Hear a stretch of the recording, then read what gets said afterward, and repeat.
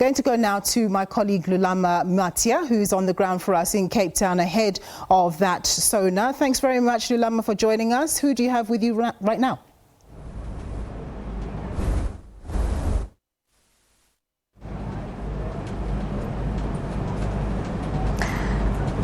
Welcome back to Cape Town. I am joined by EFF MP Marshal Dlamini.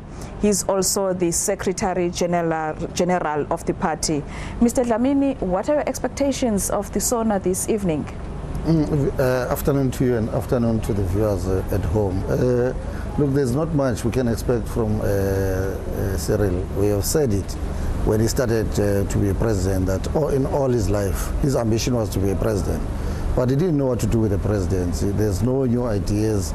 He has been here. Last year he came here. At that time when he presented the State of the Nation address, unemployment was sitting at 30%, now it's sitting at 34%.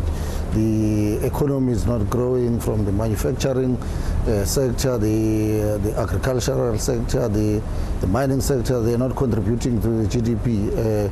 Nothing seems to work. He came here to lie to us and say, no, he's going to build a smart city around Johannesburg in Lanseria. You must go there. It's just mushrooming informal settlements because our people, they don't have jobs. He has failed to preside over the COVID-19 pandemic, to administer vaccination. We don't know what happened to your vaccination. They go and look for loans from the IMF, the 11 billion that the minister himself, he says he doesn't know what happened, and likelihood is that he knew about it from media. So it's a mess. There's nothing we can expect from him and his cabinet. As you can see, there's nothing that seems to work under him. So we're just coming here to do what we're elected to do, to make sure that we do our work, we represent our people, and we hold the executive accountable. But in terms of new ideas, Cyril has got no ideas. He never had one. So there's nothing new that or exciting that we're expecting from the State of Nation address today. Talking about you saying that there's nothing that is happening under his administration, your feelings about the amendments to Section 25 that will allow for expropriation of land without compensation. Parliament last year failed to pass that. How are you feeling as the party, because you initiated that process?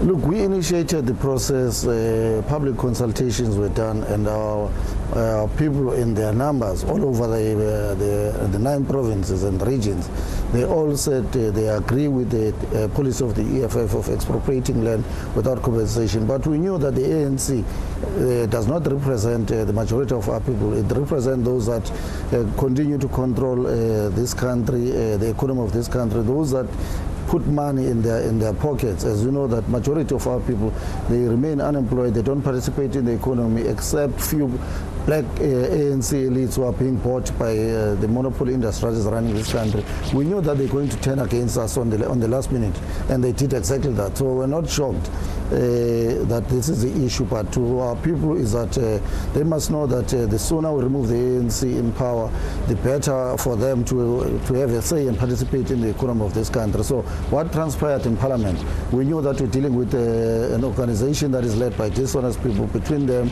the DA and all these other parties, they've got no interest of black people. That's why they did everything they could do to make sure that the amendment of Section 25, it doesn't become a reality.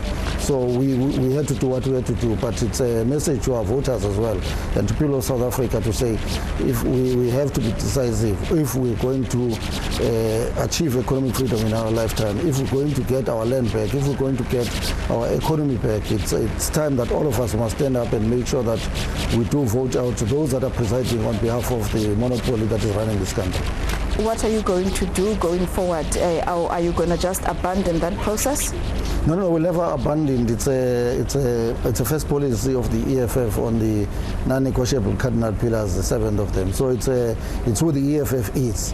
When you talk land, you must know that you are talking EFF. So we're going to go back to the ground. We're going to do everything within our power to conscientize and persuade our people, so that eventually we'll achieve that, and we can assure them that South Africa's land will be expropriated without compensation. No one will be compensated.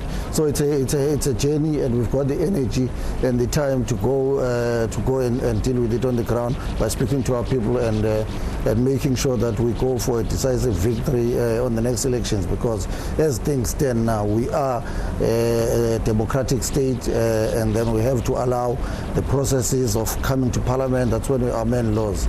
We're still a constitutional state, and we conform in the supreme law of this country, which is the constitution. So those are the only available tools we have now.